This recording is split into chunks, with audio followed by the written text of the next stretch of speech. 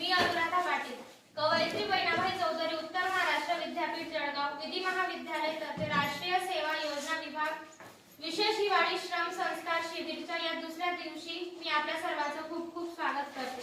तरी या कार्यक्रमाच्या पहिल्या सत्रात उपस्थित असलेले माननीय प्राध्यापक करमाळकर सर यांचे मी स्वागत करते।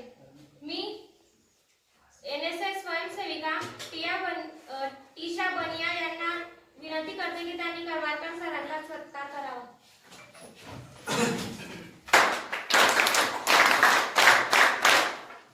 अरे इथं या ना, हे फोटो मी तिला विनंती करेन की तिने तिवारी मॅडमांचा सत्कार करावा।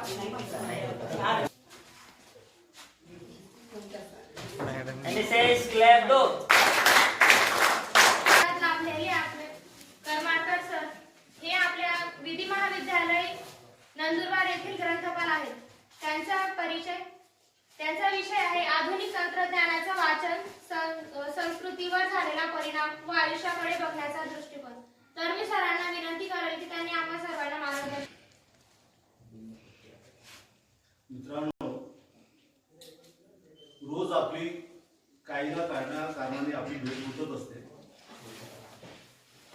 यात काही विद्यार्थी रोज भेटतात, दिसतात, चेहरे परिचित आहेत, काही अनोळखी वाटतात, पण यात काही असं वावगं नाही। या बहाण्याने का होईना आपण परत एकदा एकत्र आलो आणि हितगुज करण्याचा एक चांगला संवाद साधण्याचा प्रसंग आज आपल्याला इथे मिळाला। त्याकरता कवयित्री बहिणाबाई चौधरी उत्तर महाराष्ट्र विद्यापीठ जळगाव यांच्या व नंदुरबार तालुका विधायक समितीच्या श्री बटेसिंग भैया रघुवंशी विधी महाविद्यालय कायदेविषयक शिक्षण व संशोधन संस्था यांच्या मार्फत इथे हिवाळी श्रम शिबिराचं आयोजन दुधाळे या गावी करण्यात आलेलं आहे। व्यासपीठावर उपस्थित या कार्यक्रमाचे अधिकारी डॉक्टर आशा तिवारी मॅडम आणि विद्यार्थी मित्रांनो, मैत्रिणींनो,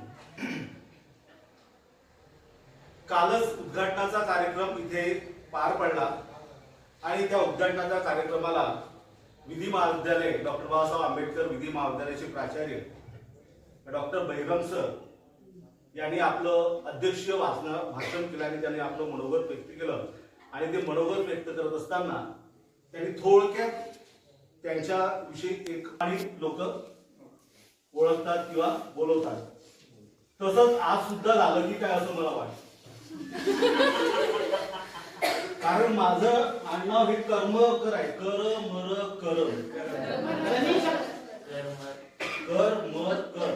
त्याला काही लोक इंग्रजीमध्ये डू डाय डू असं म्हणतात. पण माझ्या नावाचा सुद्धा अपग्रह होतो. अशा पद्धतीचे नाव घेत असतात. असो, पण ते काय म्हणतात, नावात काय ठेवलेलं आहे.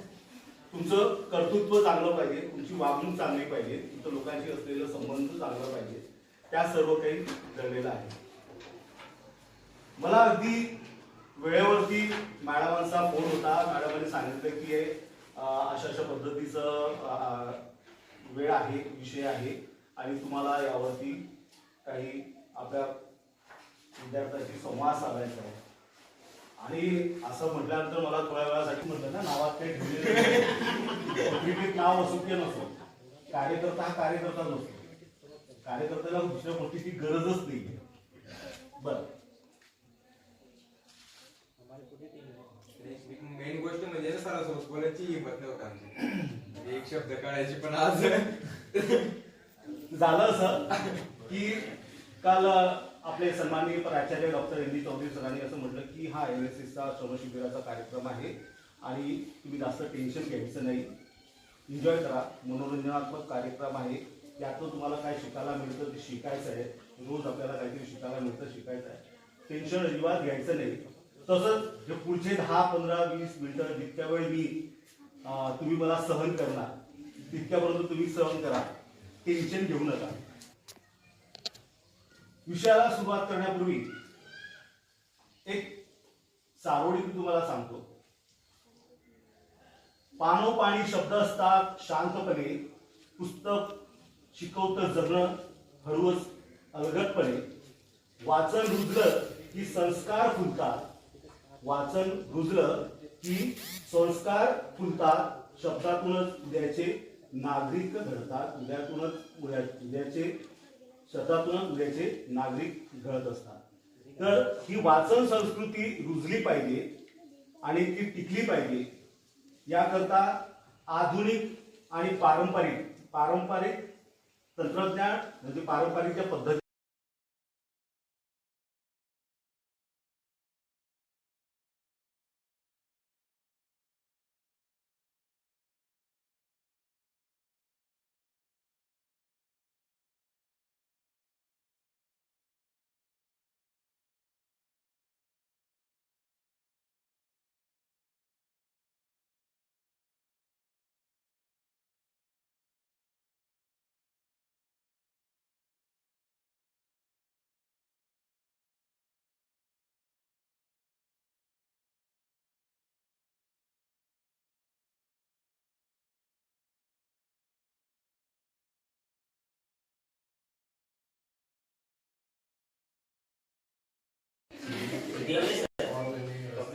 चालेल ना सर, चालेल. जेवले सर ना? चालेल.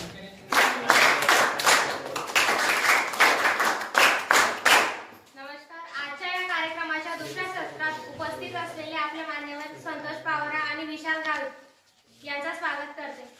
त्यांचा सत्कार करण्यासाठी संतोष पावरा यांचा सत्कार हुसेफा इमानदार यांनी करावा अशी मी त्यांना नम्र विनंती करते.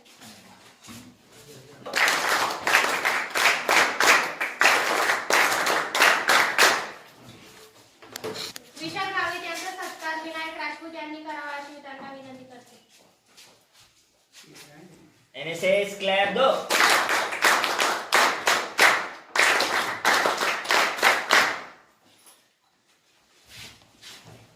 मी विशाल गावित यांना विनंती करेल की त्यांनी आपले आपत्ती काय असते, आपत्तीचे प्रकार काय असतात ते आपण बघून घेतो. आपण आता विशाल गावित, संतोष पावरा, आवाहन विद्यार्थी. आपत्ती व्यवस्थापन व प्रशिक्षण शिबिर यांच्याबद्दल यांनी खूप छान ऍक्टिव्हिटीज करून दाखवल्या. त्यांच्याबद्दल मी मनपूर्वक आभार मानते. या आपत्ती व्यवस्थापनावर चांगला मार्गदर्शन केलं. कार्यक्रम पण संपला. कार्यक्रम पण संपला असं मी जाहीर करते. NSS clap दो.